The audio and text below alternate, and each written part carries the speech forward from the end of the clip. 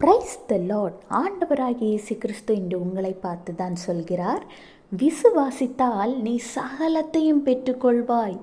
Okay, நீங்கள் விசுவாசிக்கிறீங்கன்னே வச்சுக்கலாம். எப்படி கேட்கணும் தெரியுமா? எப்பொழுது கேட்கணும்னு தெரியுமா? கர்த்தர் சொல்கிறார் மத்தேயு 21:22, மேலும் நீங்கள் விசுவாசம் உள்ளவர்களாய் ஜெபத்திலே எவைகளை கேட்பீர்களோ அவைகளை எல்லாம் பெறுவீர்கள் என்றார்.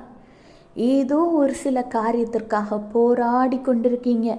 இது எனக்கு கிடைக்குமா, கிடைக்காதா, என்ன செய்வது, இதை நான் எப்படி பெற்றுக்கொள்வது, அப்படியெல்லாம் மனதை போட்டு குழம்பிக் கொண்டிருக்கிறீர்கள். ஆண்டவரிடம் இருக்கிற விசுவாசம் உங்களுக்கு குறைந்து விட்டது. ஜெபத்தை கைவிட்டு விட்டீர்கள். வேத வாசிப்பை மறந்து விட்டீர்கள். உங்களுக்கும் ஆண்டவருக்குமான ஐக்கியத்தை சாத்தான் குறைத்து விட்டான்.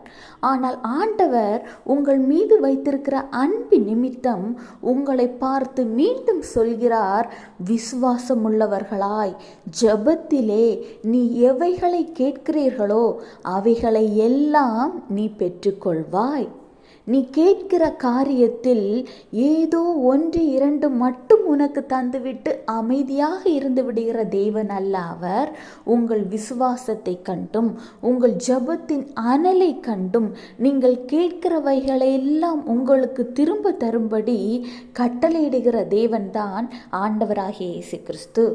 இன்றைக்கு நீங்கள் விசுவாசிங்க. நீங்கள் கேட்கிற காரியம் நியாயமான காரியமாக இருக்கும் பட்சத்தில், அதுவும் உங்கள் ஜெபத்தின் மூலம் விண்ணப்பங்களோடும் ஸ்தோத்திரங்களோடும் துதிகளோடும் ஆண்டவரிடத்தில் கேட்கும் சமயத்தில் அவர் உங்களுக்கு திறந்த வாசலை முன்வைக்கிறார். விசுவாசிங்க, பெற்றுக்கொள்ளுங்க.